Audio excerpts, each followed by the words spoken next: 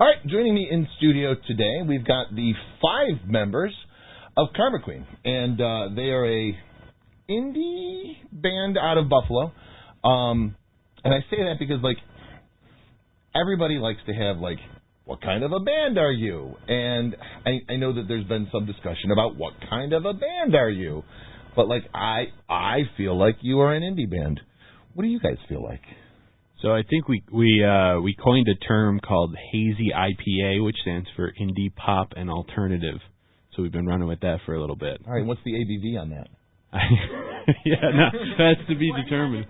100%. Wow, all right. Lots of drinkability. That's going to lead to a short show. Yeah. All right, so for those of you listening at home, we've got 5 members. We're going to start with Evan Kaminsky. Hello. Evan is on the red microphone. Red mic. And Evan, what do you bring to the band? What do I bring to the band? Hopefully a little bit of jazz, I think, is probably, and some abstractness, but not too much. Jazz and abstractness. Yeah. Okay. Mike Militello? Yeah, Mike, Blue Mike here. Thanks for listening to what I have to say, what I do. I bring to the band bass. And, I'll step in wherever I can. And sarcasm. Yeah. I mean, you have Evan also does the drums and does the sax and bass. So we share some responsibilities. All right. Yeah, so I'm Annie. I play the 8-string guitar, and I guess I bring to the band a lot of inspiration from progressive metal bands that I enjoy, as well Why as so many strings? pop artists. I feel like that's too many strings for a guitar. One of my favorite guitarists ever also plays an 8-string guitar, so that inspired me to kind of mix up my playing and composing style by adding. And who is your favorite guitarist ever? Tosin Abasi from Animals as Leaders. Okay. Yeah. I have no idea. He's really great stuff. A lot of jazz and classical inspiration right. goes into his playing, and then Buddy Guy played the Seneca Niagara Casino last Friday. Yeah, last Friday.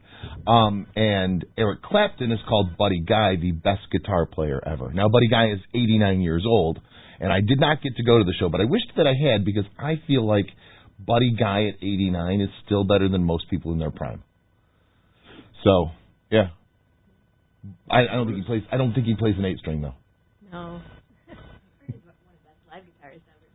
I heard great things about the show. I didn't go because All Western New York sponsors the Niagara Falls Americans baseball team, and it was their first game of the season, so I went to that instead.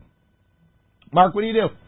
So I am not primarily. So I tag team drums with Evan, and then I also play keyboards. And for me as a musician, I mean, when it comes to keys, I just like to add wherever I can to enhance the song. I'm definitely a musician who's very passionate about songs and songwriting, and so however I can to best add, whether it's on keys, adding colors to the song where needed, and then drums just holding it down and just vibing with the energy of the song is definitely what I care about most as a musician. And Mark is the reason everybody else is tired, because we have all been here for 4 hours waiting for his arrival.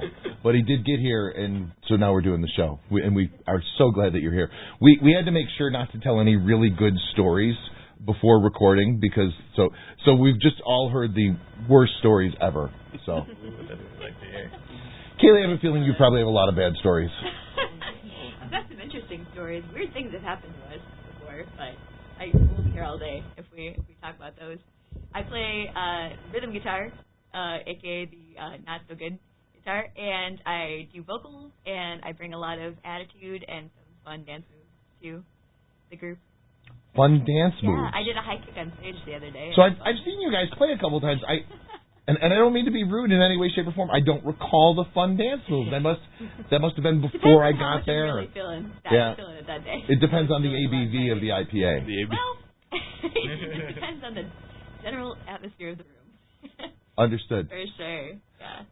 Now you guys started as a 3-piece, then a 4-piece, then a 3-piece, now a 5-piece. Is this it? Did you guys get the mix right? I think this is a pretty good setup right now. We've got really like the Swiss Army moving knives pieces of Evan and Mark switching instruments all the time on stage, which is awesome. Yeah, it does keep it interesting, and it does. It's like just enough flexibility, but not too much to be like, you don't want to be walking around with a 13-piece band or something like that. Gotcha. Get a little annoying.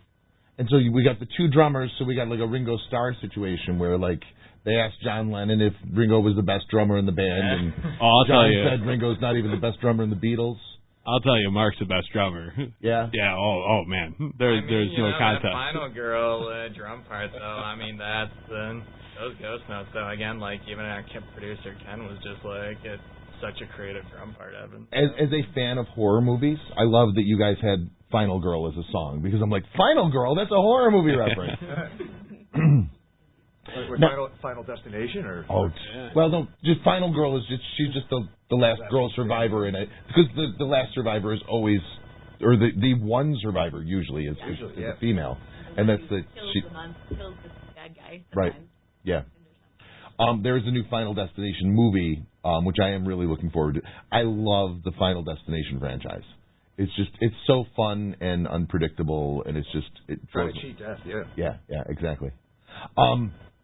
Now, when I originally booked you guys, when we talked about a month ago or so, you're like, yeah, because we're going to be releasing an EP on the 13th.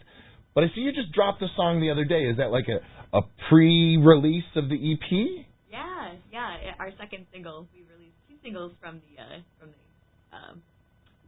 it so far. So all right. So tell me what is dropped and what is yet to drop. Yeah. So the one was Appetite. And that's more of like a straight-ahead rock kind of song. And then we have Final Girl that just dropped recently, and that's, I don't know, more of like it's got a little bit of a Latin groove to it, and I can't... You could have shot that too if you truly tried.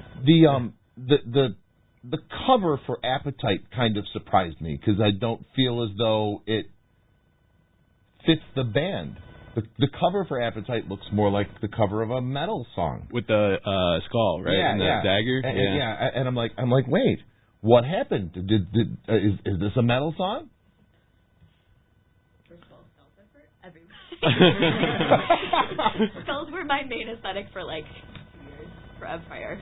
Everything that I owned was covered in skulls, so just but if I can talk just a little bit about the name Sharp Tongue and kind of what the idea was behind there. The album art is, if you can't see it, listeners, it is a skull with a dagger pushed through the top of the head, and it's coming out as a tongue. And basically the idea of Sharp Tongue was that sometimes when we share words in anger, it cuts us just as much as it hurts the person who it's directed towards. So that was kind of the... Philosophical. A little bit, yeah. Wow. Yeah. I wouldn't have expected that. So from what you guys have released, what's the reception been? I was going to say it's people are kind of impressed, and but in a way when they present it though, that kind of almost feels a little offensive when they're like, "Oh wow, I didn't expect it to sound this good." Dude. All right, wait. I've got a story for you, and I can tell this story because I know she's not listening. So I mentioned to everyone except for Mark, I just got married, right? Okay. Congratulations. Thank you so much. So we have like a family text, and one member of the family was like, "Hey, thank you so much. You know, it was a great day." And another member says, "Yes, I was pleasantly surprised." Thanks. So they were pleasantly surprised that our wedding didn't suck. So I feel you. Yeah. And and shout out to Outer Limits, the studio. They were the ones. Ken there was the one that recorded us, helped mix and master, and then Jay over at GCR Studio helped with vocals. That's why they're crispy. Vocals sound beautiful. Yeah. So it was kind of nice to just sort of focus more on. Okay, let's just listen back to it, right? Because when we made our first LP, I guess, Projector, that was a lot of, well, more so for Annie. A lot of DIY, we did the mixing, and we ended up, sending the mixes over to Ken for mastering, but it really takes it to another level when we have somebody else working on both the recording, the mixing, and the mastering. Yeah. So for those of you listening that are not in the music business, I do feel like most of the listeners are going to be people from other bands. They're going to know all this anyway. But the EP is 4 songs, correct? Ours had 3, so maybe we're breaking a rule. I apologize. The EP is 3 songs. So we got about 10 to 11 minutes of actual music. And how long are you in studio to record 11 minutes of music? I wasn't tracking the hours. I probably should have been, but definitely quite a bit of time. Yeah. Although I will say we came pretty well prepared, so it was kind of crazy. Like maybe a one and done, maybe a couple punches here and there, especially too, because if you're going to spend the money, you might as well make it sound the way you want it to. Yeah. I just asked because it has gotten easier and easier and easier to make a music recording. Literally somebody could just record something, on their laptop using a USB microphone from, in their garage, record an acoustic cover of such and such, and next thing you know, it's on CD Baby. It is really easy to get music done, but it's not as easy to get it done right. Yeah. And so, a lot of the better bands will actually go to recording studios and work with some of the incredible people that we've got doing audio engineering in Western New York. And it's a much more complex process. So I think my point was sometimes it doesn't seem that impressive when a band has a new album because anybody can do that, because, anybody can do anything. I did my own research on YouTube, for example. But, just because anybody can do a version of something doesn't mean that anybody can do a good version of something. Right. So it is great to be able to appreciate a good product. Mm-hmm. And not having heard the entire EP, I'm just going to assume that it was good, although it could have been terrible. I don't know. Yeah, right. Well, it was human-made, too. No AI, no artificial intelligence used in making of the audio. So call it organically, not. But it is cool to sometimes get somebody that's outside of the group just involved in the process, because it's another set of ears. Sure. I can't tell you how many times we would sit in the car or listen to it on the phone, and then in my buds, because we were all trying to figure out, okay, what's the perfect mix, and it was a learning process as we were going too, right? Like we didn't know what to change. Well, like with any collaborative thing, it helps to get someone from outside that collaborative group for a completely new perspective, because you think you're the best drummer, and clearly he is. So it does help to have somebody else come in and be like, have you thought about doing it this way? Or, what if you sing this part and you just play tambourine and never open your mouth? Right, exactly. Which is what happens when I try to do music. Bring you a vibe. Yeah, oh yeah. Yeah, I've head triangle all day long. So you guys been together 3 years now? 5 years. Dude, I lost some years. There were a couple of years that just didn't Yeah, I really frequently when I say last year, I mean 2019. But then I learned that there were other years on the calendar that I forgot about. So 5 years now altogether. Yeah. Understand. Yeah. And you play out and around. I know I've seen you at Music is Art at least once or twice, and other venues. I feel like you guys are on the festival circuit. They tend to like you. Why is that? Good question. We definitely show up. We're reliable. Yeah. No. We really love being part of Music is Art. They're a fantastic organization. So, being part of that festival every year is definitely one of the highlights of the year. And then after playing the set, going around and listening to all the other bands, the best. Yeah. Yeah. I've been a big Music is Art fan since way back when it was, across the street from Albright in Delaware Park. Yeah. And then it's moved a few times, and some of the moves haven't made any sense. I do really like the new venue. Mm-hmm. But one of the really cool things about Music is Art is I can catch a song from one band, and then, I can hear 10 bands in an hour. Yeah. And I don't know, it's just kind of cool. Oh, yeah. What do you guys like to listen to?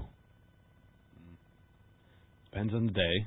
I was going to say it varies, anything from Slipknot to Mac Miller and stuff in between. But it's kind of cool because being able to listen to different music genres and different artists and styles of doing things, it sort of helps to tap into different, inspirations when we're trying to write a part out for the next song. Let me rephrase the question or ask a completely new question on the same vein. A lot of bands find that they will play out with the same bands over and over. Who do you guys like playing with? I love playing with the Spit Sisters. I love their music, their style. It's just very, very cool. What is that? Very rock. Spit Sisters got a lot of attention this past year. I know they won at least one award in the All West New York Awards. Yes. And you are not the first band that has been in the studio that has mentioned them as a band they like to play with. Yeah, no, they're absolutely fantastic. It was kind of crazy because so I used to, oh man, this is going like way back. Was playing in a 1940s jazz cover band, and Claire, the current drummer of Spit Sisters, was the drummer of this band, and her and I would play 1940s covers in like shopping malls and stuff like that for senior citizens. That sounds ridiculously fun. Yeah, and it was a non-paid thing, so the unions were always like all up our, butt about it because we were stealing their business. But our reward for the end of like the season playing was to a trip to Cedar Point. So we would all just hang out at Cedar Point for like a long weekend, and then Demon Drop. Is Demon Drop still there? Demon Drop. Oh, that I don't know. Yeah, it's been a Drop anymore. No. Yeah. That's the last time I was at Cedar Point. It's been a few years. Gotcha. Yeah, They moved it to another park Did they? somewhere. I'm an amusement park guy, so. All right. Speaking of being an amusement park guy, have you noticed that Niagara Amusement Park and Splash World spells out Naps World? Naps World? Naps World. I feel like that. Naps World. I feel like that's the worst name for an amusement park. Oh my I want to go to there. All right, so yeah, some people might like it, but those people aren't going to be happy there.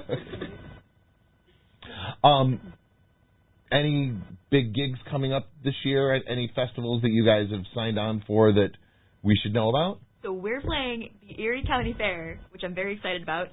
Pulling up the date right now because my brain is full of information. We're playing the Erie County Fair on August 7th, 1 to 4. So please come see us at the Slade Park stage. How fun! Yeah, that's going to be a blast. We've never played the fair together as a band before, so I do like the Erie County Fair. it's fun. Two of my favorite things from not just the Erie County Fair, but really any fair, is the Italian sausage sandwiches with the peppers and the onions and marinara sauce.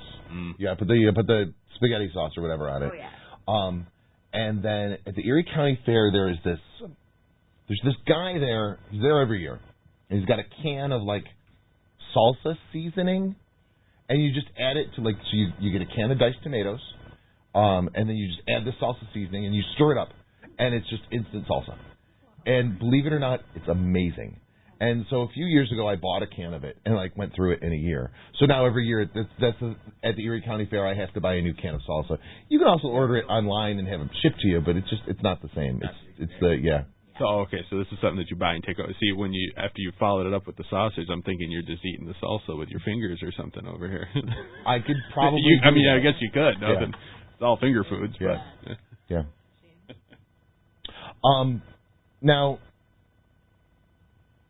throwing this out there, Kaylee, you and I have known each other for a while. I would say we used to work together, but I tried to do as little work as humanly possible. So we were employed by the same company. Now, I have gone on in media to do some other things, and I'm currently running All Western New York. What are you doing these days? I work at a startup company called Fret Zealot, which I have to pitch real quick because we are a guitar education startup company. Very cool stuff. We have hardware that goes on your guitar, and it lights up to show where to put your fingers. It is very cool. So it's like auto-tune for a guitar? It's like instead of somebody telling you to put your third finger on the second fret of the third string, it lights up. Boom. LED.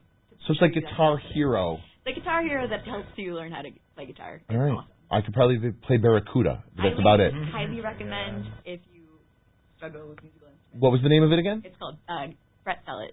Fret Zealot. Yeah. All right. FRETZEALOT.com. Yeah. All right. Yeah. I don't mind you doing plugs. Cool. I'm not paying you to be here. You might as well get something out of it. So that said, you still have your connections with the media. I do. And so I feel like that can't be bad for the band. It's not bad. We definitely played Channel 4 a couple times. Right. Which has been great. Right. Yeah, a completely different experience. So, yeah, it's great. All right. Anybody want to add anything to that? I will say it was kind of cool to stand and pretend to do the weather when we were playing. Oh, did you? Yeah. That's kind of fun. When we do that, yeah, I'm always the one that just I'll just start wandering. So while everyone's getting stuff set up, because for the most part, we were playing with an electrical kit for the longest time, which is great because you just unfold it, smack it on the floor and it's ready to go. Right. And so I would just kind of unfold it, crank it, and then I just start wandering. So while everyone's tuning. We've actually got a couple different green screens in this office because I have to use them for work on occasion. So I've got like a big one behind you that rolls down. And then I've got like a smaller one that just goes behind me. Yeah, I've got that one too.